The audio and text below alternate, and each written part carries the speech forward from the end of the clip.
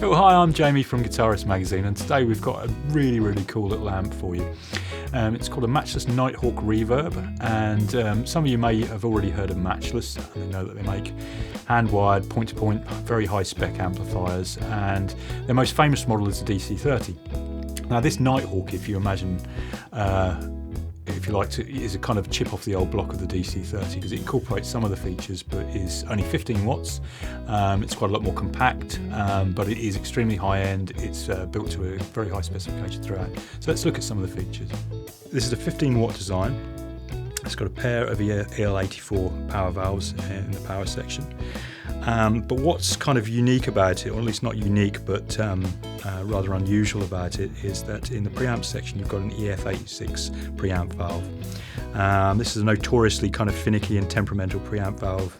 Matchless very carefully select the ones they use in this, and it's basically a higher gain kind of preamp valve, so you get quite a hot raw sound from it, and that's a real integral component of not only this amp but the Matchless DC30, which also has one of those in its channel too. You've got high and low inputs there, so if you've got a slightly a guitar with slightly hotter pickups, you go into the low. 15 watts, you're not going to get a lot of headroom from this, but this isn't really about that. With those EL84s, this is all about nice graduations into crunch and nice bluesy warm tones. If you like to inhabit that kind of sort of molten zone between clean and fully distorted, this is a great amp for you, and it's plenty loud. I mean, you can play club gigs with this with no bother at all. It's got a valve rectifier, so basically rectifiers turn your AC wall supply of electricity into DC current that the amp can use. And most amps built these days have solid state rectifiers. They have slightly different characteristics to an old school sort of valve rectifier, and you'll typically associate valve rectifiers with sag and things like that, sort of slightly more organic kind of squidgy kind of quality to the way the amp responds to your touch and your playing. What else can we say? It's got a Celestion Signature Series 30 watt speaker specifically designed for this amp, and as you can see, the simplicity really belies a very complex tone. So let's listen to some of the sounds that you can get with this. Let's just turn up the volume and have a little play.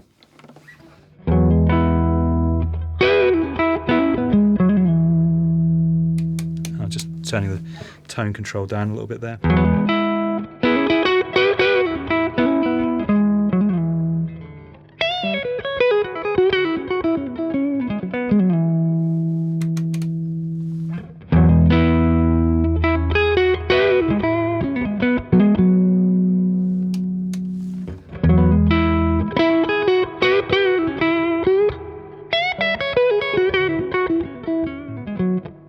Very quite high quality spring reverb in here as well, so if we turn that up to maximum, let's hear it at full kind of splash.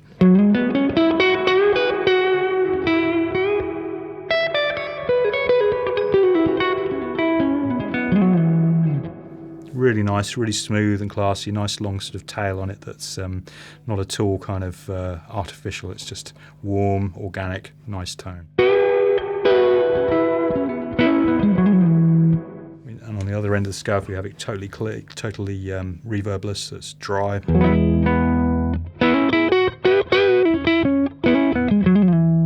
can hear what a sort of immediate, impactful kind of tone this amp has. Okay, so you'll have noticed that we've switched guitars, and we were using a Gibson Memphis ES330 reissue, and now we've switched to a Fender Strat. And that's because we wanted to show you how this amp responds to different instruments. It's a very organic sounding amp, so obviously as you try guitars with different pickups, you'll get a totally different sort of response.